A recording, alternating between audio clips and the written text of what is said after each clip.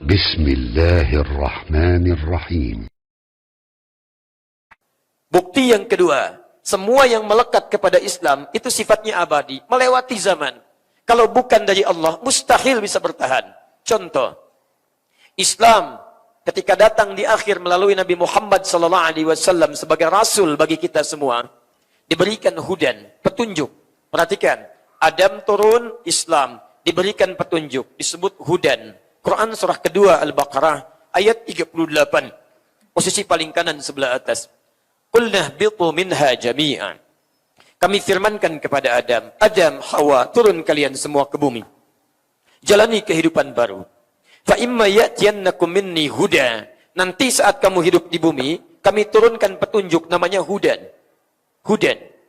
Faman tabi'a hudaya fala khaufun 'alaihim wa la hum yahzanun. Siapa yang ikut petunjuk kami ini, kami jamin hidupnya tenang dan senang dalam kehidupannya. Tidak gelisah, tidak pula dia bersedih. Petunjuknya namanya hudan. Perhatikan, tadi saya sebutkan dari Nabi Adam sampai ke Nabi Muhammad. Nabi Adam, Islam, petunjuknya hudan. Begitu diutus Nabi Muhammad SAW, diberikan juga petunjuk. Apa petunjuknya? Sama-sama namanya hudan. Diturunkan pada Nabi Adam, hudan. Diturunkan pada Nabi Muhammad, hudan. Quran surah kedua Al-Baqarah ayat 185. Paling kiri di pertengahan. Lihat kalimatnya. Syahrul Ramadan alladzi unzila fihi al-Quran. Di bulan Ramadan diturunkan Al-Quran. Al-Quran turunnya pada Nabi Muhammad SAW. Apa nama Quran itu? Teruskan ayatnya. Hudan. Hudan linnas. Nabi Adam dapat petunjuk, hudan. Nabi Muhammad dapat petunjuk, hudan. Kalau keduanya bukan Islam, mustahil namanya sama. Dan hebatnya, Al-Quran yang diturunkan pada Nabi Muhammad, kalau bukan firman Allah, kalau tidak melekat dengan nilai keislaman, mustahil bisa bertahan sampai dengan melewati 15 abad sampai sekarang, tidak berkurang satu huruf pun di dalamnya.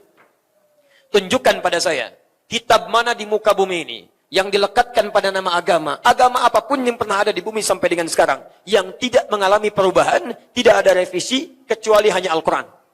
Silakan Anda cek. Demi Allah saya katakan, sejak Al-Quran diturunkan pada Nabi Muhammad, 15 abad yang lalu, telah lewat lebih sampai dengan sekarang, tidak pernah berubah satu huruf pun, bahkan satu titik pun tidak pernah hilang darinya. Silahkan cek dengan kepercayaan agama lain. Saya punya di rumah koleksi beberapa kitab yang dianggap suci oleh kepercayaan lain. Demi Allah saya katakan, sampai hari ini selalu ada penyesuaian, koreksi.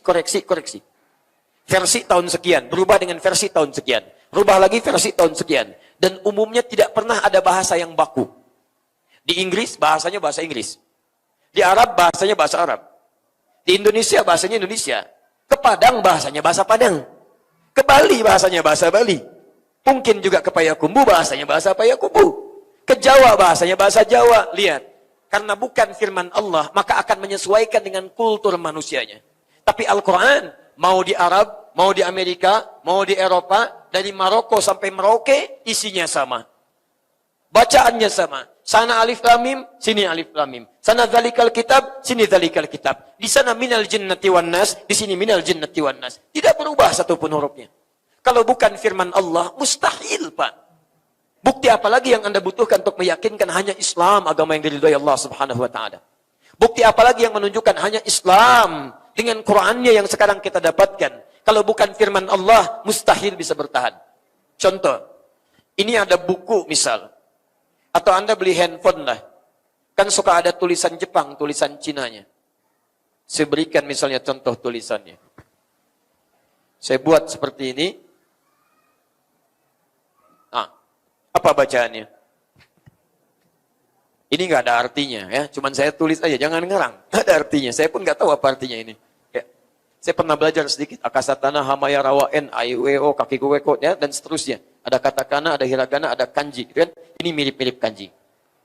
Pertanyaan saya, Anda beli handphone. Ada tulisan Jepangnya, Cinanya, kanjinya. Beli kulkas ada tulisannya. Ada buku, ada tulisan seperti ini. Dibaca nggak? Tidak. Kenapa? Nggak ngerti. Bacaan biasa, nggak ngerti, nggak akan dibaca. Al-Quran, nggak ngerti, masih dibaca. Tunjukkan pada saya, apakah setiap yang baca Quran ngerti isinya? Tidak, tapi masih mau baca. Kalau bukan firman Allah, mustahil bisa dibaca. Mustahil. Apa yang menggerakkan Anda mau baca Al-Quran? sampai belajar tajwid, sampai belajar hurufnya, sampai dipelajari oleh Anda. Demi Allah saya katakan, kalau bukan firman Allah, mustahil. Siapa yang hafal Injil sampai hari ini? Siapa yang hafal kitab-kitab yang lainnya? Tapi Al-Quran, Allahu Akbar. Mata buta, anak usia 4 tahun, namanya Mu'ad, tinggal di Asyut di Mesir, hafal Quran. Namanya Fajar, bukan orang Arab, lahirnya di Indonesia, lahirnya prematur, beratnya 1,5 kilo. Otaknya maaf pada umumnya, secara kemanusiaan, sarafnya sedikit terganggu, agak lambat cara berpikirnya. Ditanya urusan dunia, jawabnya agak telat. Tapi ketika ditanya Quran, Allahu Akbar, seperti Quran berjalan. 3 tahun, hafal Quran. Nenek 82 tahun, tidak bisa baca, tidak bisa menulis, hafal Quran. Laki-laki, perempuan, tua, muda, besar, kecil, melihat, tidak melihat, lambat, cepat, hafal Quran. Kalau bukan firman Allah, mustahil. Tunjukkan pada saya, kitab mana yang bisa dihafalkan selain Quran dengan punya sifat seperti ini. Semua kalangan bisa menghafalkannya. Bahkan disebutkan oleh Quran 4 kali di Quran surah 54. Ayat ke-17, ayat ke-22, ayat ke-32, ayat ke-40. Walaqad yassarnal Qur'ana lidzikri fahal min muddakir. Kalau bukan Quran, mustahil. Quran. Dan satu-satunya kitab suci di muka bumi yang saat Anda baca, gak akan pernah bosan. Saya belum pernah ada dengar orang mengadu, Ustaz, saya pusing. Kenapa? Baca Quran? Ada. Padahal Anda baca Al-Quran, paling minimal, itu 17 kali dalam sehari. Paling minimal. Saya tanya pada Anda baca Al-Fatihah berapa kali? Sehari berapa kali? Al-Fatihah. Saya yakin pasti 17 kali. Kalau 16 kali, kurang. Karena Anda sholat itu sehari 17 rakaat. Dan setiap kali baca rakaat, pasti Al-Fatihah dibaca. Nggak ada yang kurang dari 17 kali. Tapi demi Allah saya katakan, buku mana, kitab mana yang dibaca, 17 kali dalam sehari, seumur hidup terus dibacakan, puluhan tahun, dibacakan terus, dan nggak ada orang bosan. Majalah paling bagus, buku paling bagus, paling-paling sehari 2 kali, 3 kali. Seminggu bosan. Al-Quran 17 kali dalam sehari, nggak ada yang bosan. Dan nggak ada orang pusing baca Al-Fatihah. Dan hebatnya, cuman Quran satu-satunya kitab. Baru dibaca, cepat ngantuk. Baca, cepat ngantuk. Cuman Quran. Gak percaya silakan. Semangat. Baca Al-Quran. 1 jam, 2 jam kuat. Baca Al-Quran, 1 menit. Kenapa? Karena setan ikut bermain di dalamnya. Karena firman Allah, musuh kita setan. Segala yang dari Allah akan dijauhkan oleh setan. Jadi kalau Anda sedang berdekatan dengan Al-Quran, karena dia firman Allah, ini menunjukkan bahwa firman Allah benar, agama ini benar. Sebab kalau tidak benar, setan gak akan ikut campur. Kalau tidak benar, gak akan digoda kita oleh setan. Gak ada kerjaan setan godain kita. Tapi karena ini firman Allah, menunjuk pada kebaikan diri kita, maka ini menunjukkan bahwa ada yang benar dalam Islam. Maka saya ingin katakan berbahagialah sampai hari ini kita Islam. Dan kalau Anda buat judul Islam menghadapi tantangan zaman, jawabannya semua zaman sudah dihadapi oleh Islam. Dan selesai tabligh akbar kita.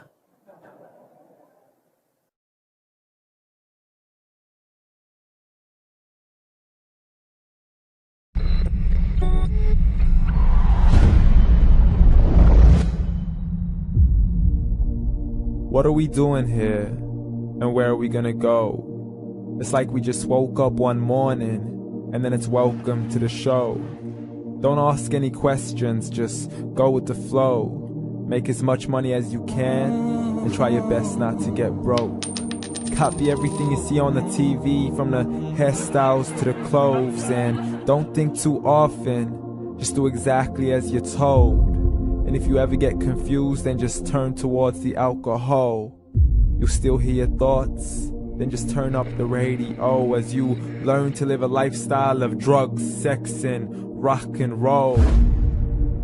But in all honesty, I just need to know, is there more to the cycle than growing and getting old? Living and dying just to leave behind a happy home and a whole lot of property that somebody else is going to own. I just really need to know before the casket's closed, 'cause I'm not willing to gamble with my soul, nor am I ready to take any chances. These are just simple life questions and I'm just searching for some answers. Like, what are we doing here? And what is our purpose? How did we get here, and who made us so perfect? And what happens once we go, or is this world all really worth it? questions we don't answer because apparently we don't really have to. There's no purpose to this life and our existence is merely natural. Then in that case, please let me ask you, did you create yourself or was it somebody else who had fashioned you? Cause you're a being that's impeccable, faultless and unparalleled. You're a product of supreme intelligence and I'm merely being rational. For there isn't a camera on this earth that can come close to the human eye, nor a computer that can compete alongside the human mind. And if the whole world was to come together, we wouldn't be able to create a single fly. So many signs, yet we still deny. As science tries to justify that all this could come from none, when it's a simple sum. 0 plus 0 plus 0 cannot possibly ever give you 1. So from where did all this order come? For everything has its origins, a maker, a creator of its own. I mean, the only reason you're watching this video is because somebody had to press upload. So we can believe in the Big Bang, but I'd rather believe in He who caused it to explode. Allah, the creator of everything along with every single soul. The ever-living, the master, the only one who is in control. Unlike his creation, beyond our imagination. And no, he's not a man, nor does he have any partners in association. He's on his own.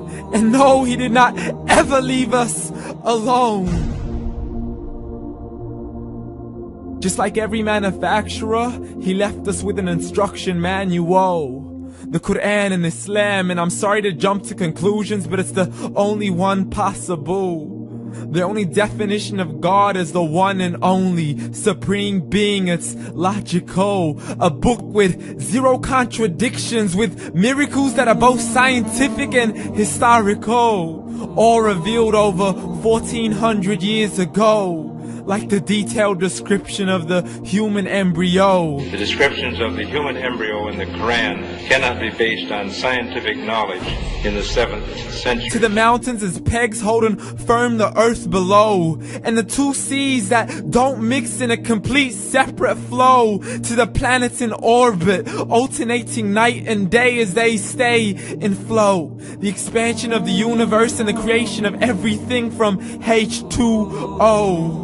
To the stories of the past and the preservation of Pharaoh. To identifying the lowest point in the land where Persia defeated Rome. The gushing fluid that created man in the glands between the ribs and the backbone. And not a word has changed, it's still the same. So please explain how all this was known over 1400 years ago.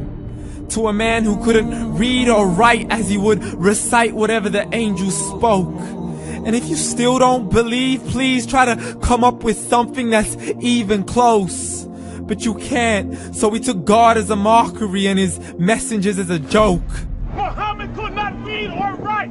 How's somebody who can't read or write gonna start a religion? Dismissed his scriptures as legends and tales of the ancient folk as we live life according to our whims, desires, and hopes. Saying this life is the only home we will ever know. We will live then die, then simply turn to bones. YOLO! Correction, after the grass dies, the rain arrives and it regrows, and Allah promises to do the same thing to your very soul and bring you back from your very fingertips to your toes, as the all-seeing supreme being watches us so close, and we are surely being tested in our wealth, our health, and our self, and everything that we've been blessed with. So believe, for we will surely be resurrected and be brought back to our Lord and account for every single deed as he hands us our books and